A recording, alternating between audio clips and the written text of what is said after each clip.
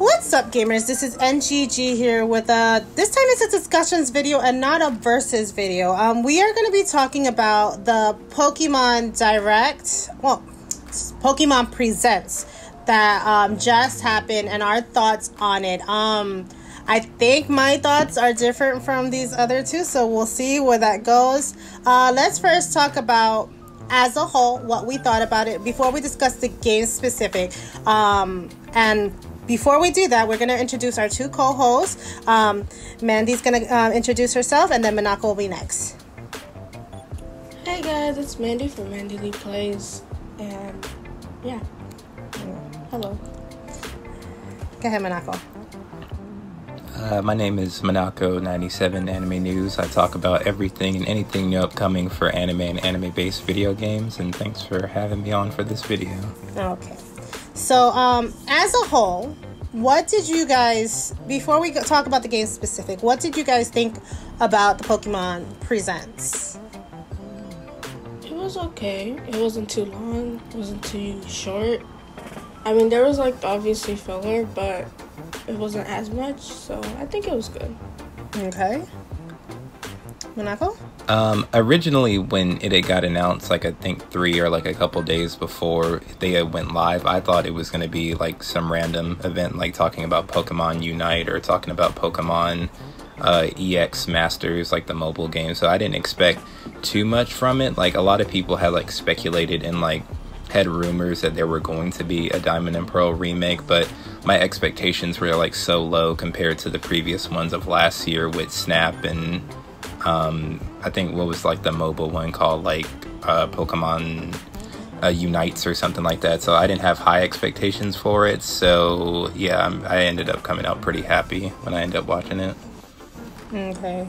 And for me, I came in with zero expectations of what I don't listen to the rumor mills, so I didn't know that there was anything rumored to come out. I was like, all right, let's just see. To be honest, I thought they were going to release a brand new game this year in November. That's when they tend to drop theirs. So I was like, all right, let's see what new game they're going to release this year.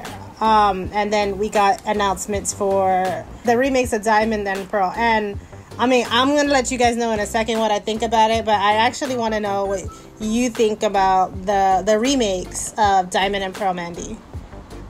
I like it. I like it a lot. The chibi style fits with it. A lot of people want to Breath of the Wild style, but I'm like, that doesn't really fit, because like it was a DS game. So I like the new style, and it's nice. So you for a remake. Yeah, you're liking the new graphics and new art style that they chose for the remake. Mm-hmm. Okay, how about you, Manako? So when it comes to the Diamond and Pearl remake, this game right here,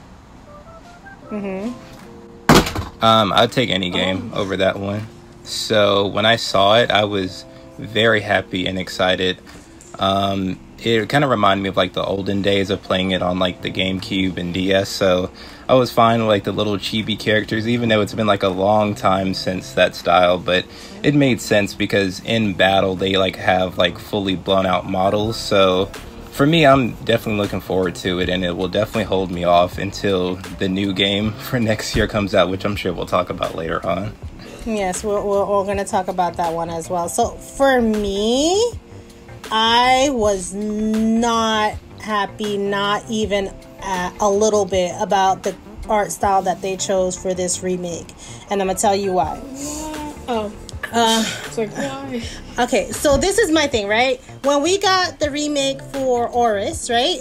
Omega Ruby Alpha Sapphire, they used the assets for X and Y, more or less. They might have tweaked it a little bit, but it looks similar in art style and art direction to X and Y, right? Am I correct? Yeah. So when they announced the remake for this one, I was like, oh, why does it look so, forgive my language, shitty? This does not look like it belongs on the Switch. This looks like it definitely belongs on the DS. It looks like a mobile game. It doesn't look like they had the assets for Sword and Shield already. And when they did the remake for Arceus, they used the assets from X and Y. And I don't understand why they did not use the assets from Sword and Shield for this remake. It pissed me off so much because you know that game when it comes out, it's gonna be full price. It's gonna be $60. That looks like a $30 or $40 piece of crap that they're releasing for $60. I'm so mad at it. Yeah, I'm so mad at it.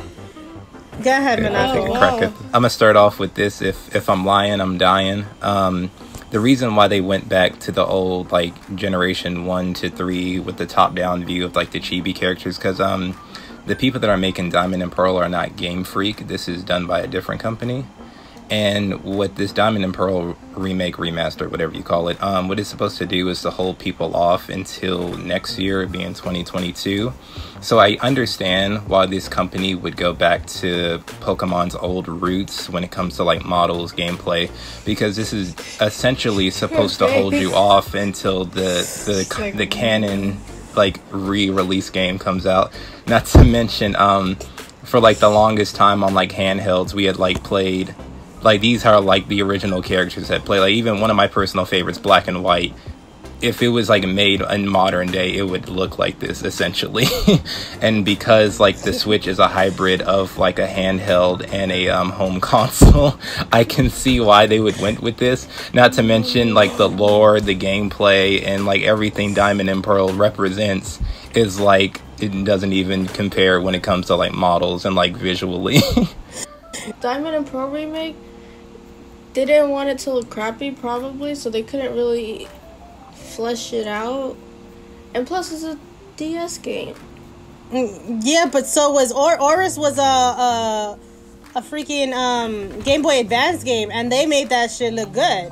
I guess my one question is, what is like some positives that you have for the Diamond and Pearl remake? Because like regardless like how we look at it or how we see it, I think it's one of those games that we are gonna eventually pick up, even if it's not right away. So like, what's the one thing you like about this remake of Diamond and Pearl, or a few things?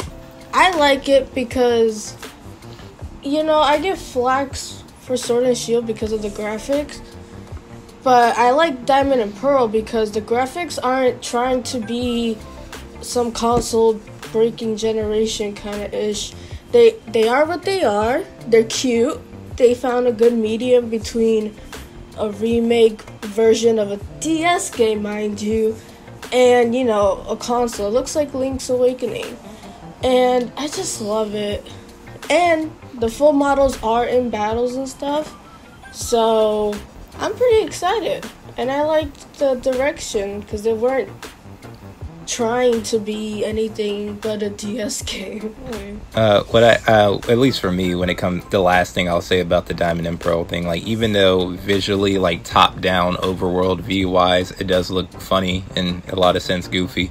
I will say at the end of the day, it is like an RPG. So when you like encounter like trainers, Pokemon, stuff of that nature, the models do switch up. It's just that we're seeing the overworld. We are just seeing like a more goofy aspect of it than the style that we're used to.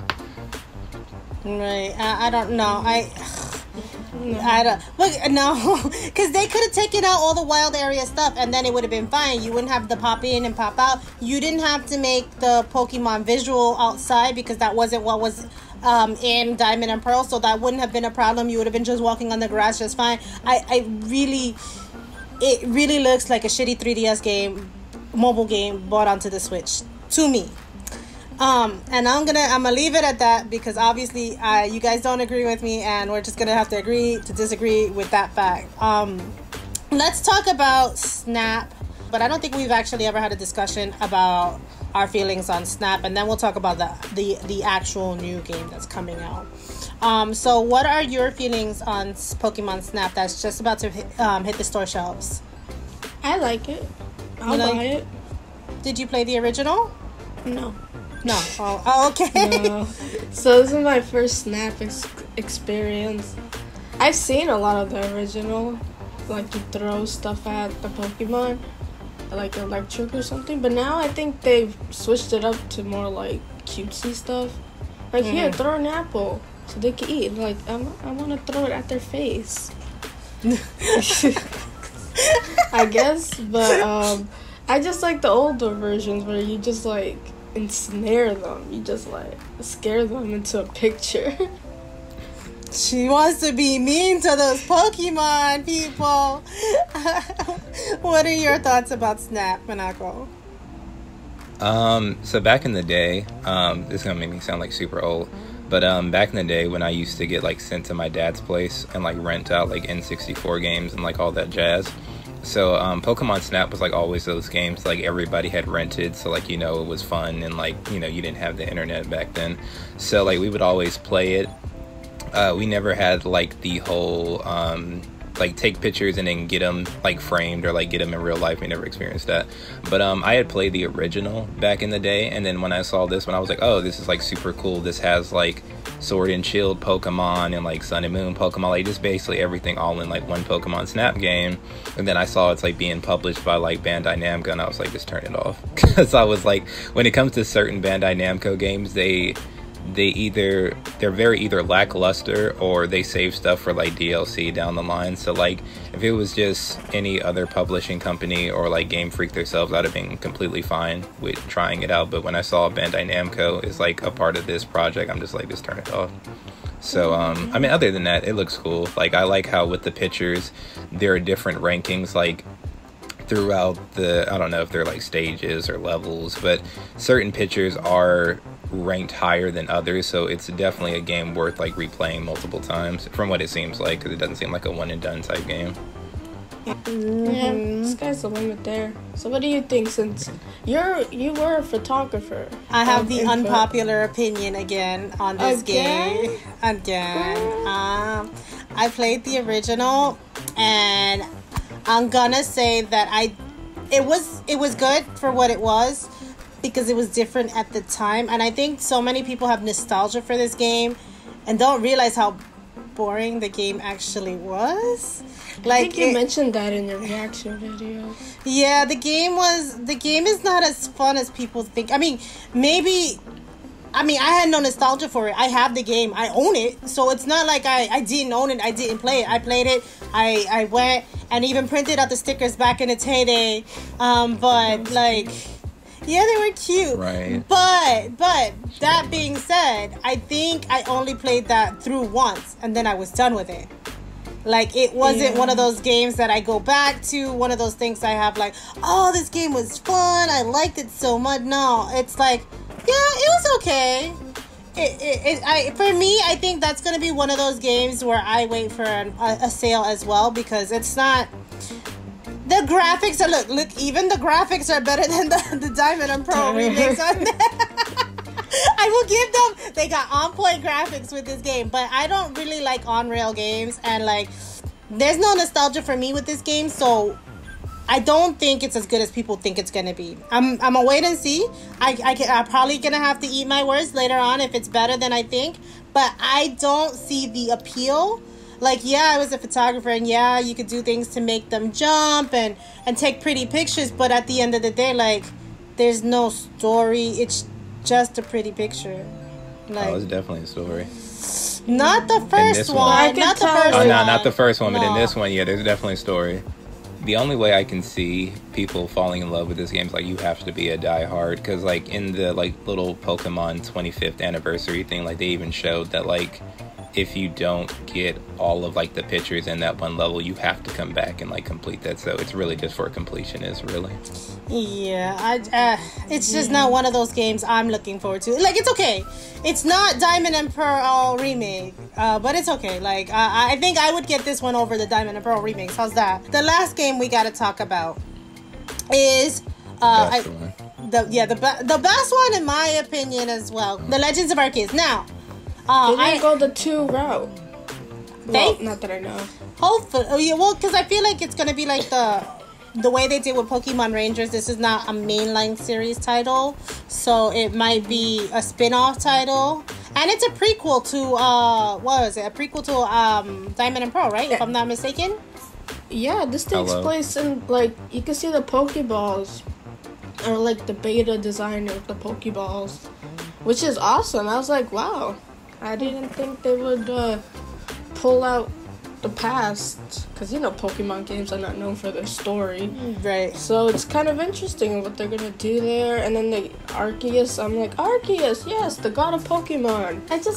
I like the concept. I don't like the shoes on the character, so I was like, damn, they stick out like a sore thumb. Put like black boots or something. But they have the traditional like ninja attire, which is cute. And the starters, for some reason, I don't like that they kind of took a starter from each gen and put them together as starters. I was like, this doesn't look right. Well, because the lore is supposed to be that somebody was roaming and landed there, and they have their Pokemon from all the regions they traversed, and brought them with them to that game. And it could be like better than Sword and Shield, which I think it is from the screenshots and stuff. But that could just be the beginning of the game, and then after that, it's like, brr. Yeah, so she's like, she's gonna play a wait and see with this one. Everyone was saying like open world, Breath of the Wild. I'm like, calm down, kids, calm down. We only saw a few very choppy screenshots. Like, come on. She's like, hold your Rapidashes. Hold your Rapidash. Go ahead, Monaco. Oh yeah, no, I got a lot to say about this, but no, I think it's really cool. I think the thing that stuck out for me the most, which is the biggest thing about this game, is that you are making your own Pokemon region or your own like town, pretty much, because it's all set in the desert, and like your own little hub world is what, if I'm not mistaken, you are like building that as like your own gym area or like your own town, pretty much, because everything is in the woods. So I thought that was really cool. And then the starters, I'm cool with Piplup being the water type, fire type. I'm pretty sure it's Johto. I don't know what god or who. Cyndaquil. Oh, was it? I got you. I don't know what god thought that like Rowlet or the owl one from Sun and Moon was like the best grass type. Definitely wouldn't have picked that one, but I do find the starters to be pretty cool outside of the grass type starter. And another thing I really liked, even though it's not completely the case, but I do like how most of the gameplay mechanics are in real time. Like when you throw your Pokeball, it's real time. It's when you get into certain battles or when your Pokemon comes out, it's real time. It does have like, the typical RPG mechanics, select which option you want to do to attack. But for the most part, a lot of the combat does take place in real time. So hopefully in the future, other Pokemon games will be more in real time instead of turn-based. Yeah. Kind of thing. So you don't have to go into that loading screen of right. You don't have to load everything up. Everything is just there in front of you, and you can go about it as you traverse through the towns and everything. Right. So yeah, I like the premise. The graphics are, I think that they're learning from Sword and Shield and honing their craft on the Switch. A lot of people say this might be a Switch Pro game, and it could be. I mean, I would buy it for a Switch Pro. Yeah, I don't want them frames to be dropping. Right. Not to mention, yeah, we are like getting this. They say early next year, which we'll definitely see on that front. But yeah, I think the most I'm excited about is just the making your own region, because like you see it for like a split second, but like the area, your like hub world is like empty. It's like trying to get like at the very beginning of being put together. So if you can like build that up over time, that'll be like the best thing like you could do in a Pokemon game. It's like having your own home to yourself or like your own area. Alright. Yeah, I mean, I can see it. For me, I definitely liked. There were things I didn't like, and there were things I liked. I didn't like that. I'm hoping they don't do a Pokemon Let's Go thing on us, that the only way to catch these Pokemon is to battle with them or to level up your Pokemon in your party is to throw a ball at them and catch them. Because that's what it concerned me. Because in Let's Go, that was the only way to level up your Pokemon. You had to catch every stinking Pokemon. You couldn't battle with them. So I did see that there was a battle mode. So I'm like, all right, maybe they're doing half Let's Go and half regular Pokemon. So I'm gonna reserve my right to judge that one later. But I did like that it looks open world. I'm not sure that it is. It looks open world. The graphics look good. I'm gonna like this was the game where like, yes, this one. Okay, this is not because I'm tired of the same old. Something goes wrong, the end of the world, these little kids have to save the world, they save the world, they beat the league, rinse, repeat. Oh yeah, it looks we like don't have like an enemy group in this. This one is the one I'm looking forward to. I'm not looking forward to any of the other ones that have been announced so far. This is the one I'm looking forward to, and I'm hoping and I am looking at it with the rose-colored glasses off. I'm like, all right, I see that this could go wrong. I see that this could go really wrong. So I'm just gonna. Me too. I'm not putting all my hopes and dreams on this game. I'm like, all right. I saw there's like a dodge roll mechanic in this, so like I can just imagine you going out into the wild, and then like all of a sudden you get hit by like the pink bear and like Sun and Moon, or you get like hit like from Bambi's mom or something. It just gets sniped out of nowhere. So I'm assuming somewhere along the lines, Pokemon will attack you if there's a dodge roll mechanic.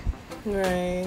Yeah, I do like what they're trying to do with it, with the Pokédex. Because it makes you feel like now you have to do the Pokédex, because it's the mother of our Pokédex. You have to sketch stuff. Imagine you have to do that in real life. I'm hoping that all of them are there. They got the God Pokemon there. They better bring the whole dex. That's all I'm saying. It's like the whole dex. Oh, yeah. Better be there. Yeah, I wouldn't be surprised if they cut down the number of Pokemon in this, because the way how the story is set up, this is like the original, like this is like Pokemon first being found by like humans, and with Arceus and everything. So I wouldn't be surprised if they cut it in half because of the storytelling of Arceus or Legends. No, I think they'll keep most of the Pokemon because you're trying to do the national dex with the Pokédex. Let's hope so. It would suck if they cut some Pokemon out of the text. It would definitely suck if they did that. I was gonna say, I will say how it all like came full circle. Like at the end of the day, like we are all fans, but we're okay with like criticizing, itself. At the end of the day, like we all have like our own perspectives, but we still love it at the end of the day. Right. Yeah, that's a good fan base if you could criticize your own games that you like. All right, so I think that's it for what the Pokemon Presents discussion. Let us know what you think, guys, in the comment section below, and we are going to give everybody's outro. And remember, their links to their channels will be below as well. So, Mandy, you want to say goodbye to the people? You can find me on my channel, Mandyleeplays, and you can also find me on my Twitter at Mandyleeplays. Monaco?